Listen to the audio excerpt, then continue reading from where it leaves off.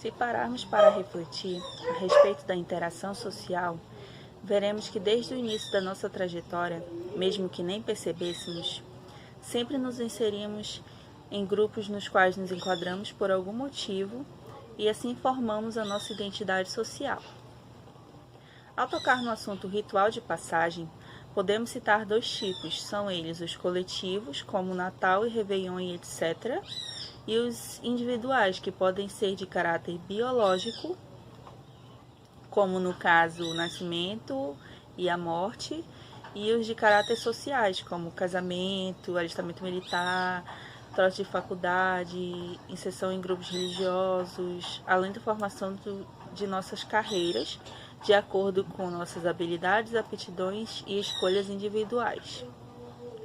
É importante também se atentar para o fato de que esses ciclos ocorrem de maneiras diferenciadas de um indivíduo para o outro. Elas ocorrem de maneiras variáveis.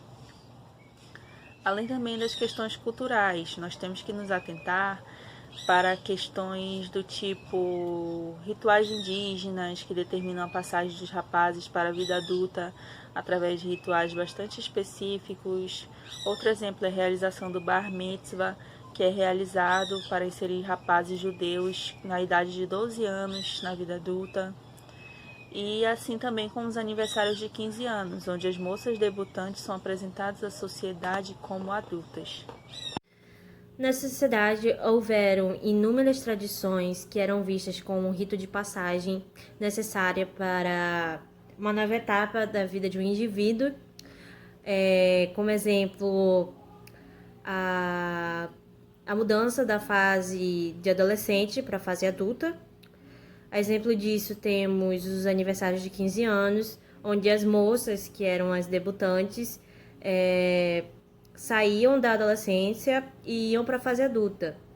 Essa comemoração era um meio de apresentá-las à sociedade e dizer que elas estavam aptas a participar das reuniões da época, usar as roupas mais adultas e assim poderem ser cortejadas e, enfim, pedidas de casamentos.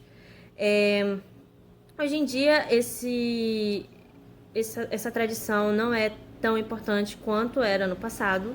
Ela não é mais um rito para a fase adulta, já que para ser adulto hoje em dia tem outras coisas necessárias para isso.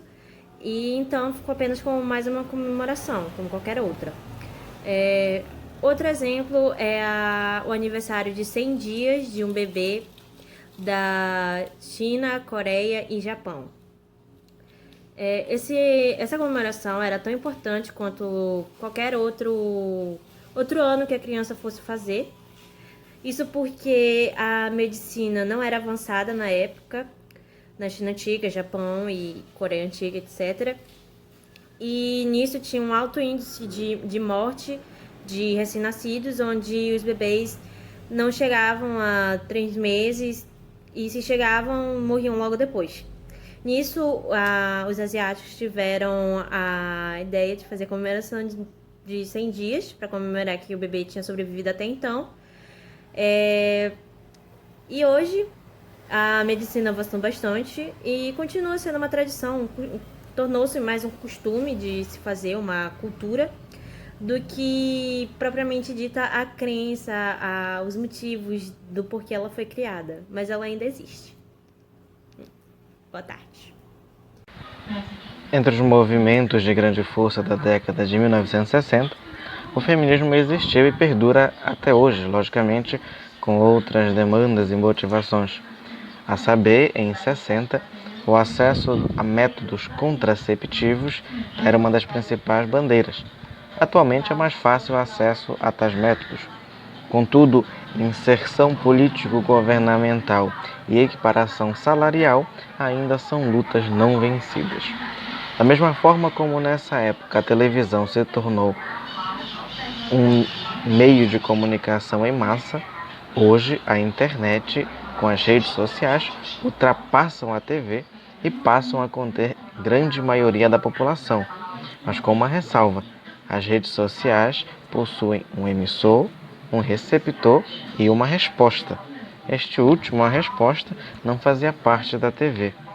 Assim como através da TV foram impulsionados movimentos como hippies, artes audiovisuais de manifesto principalmente contra a forma de governo, atualmente as grandes redes sociais também servem como meio de propagação de formas de vidas alternativas e posicionamento político, que a gente pode observar com um grande frenesi direitista e esquerdista tão falados nos últimos anos.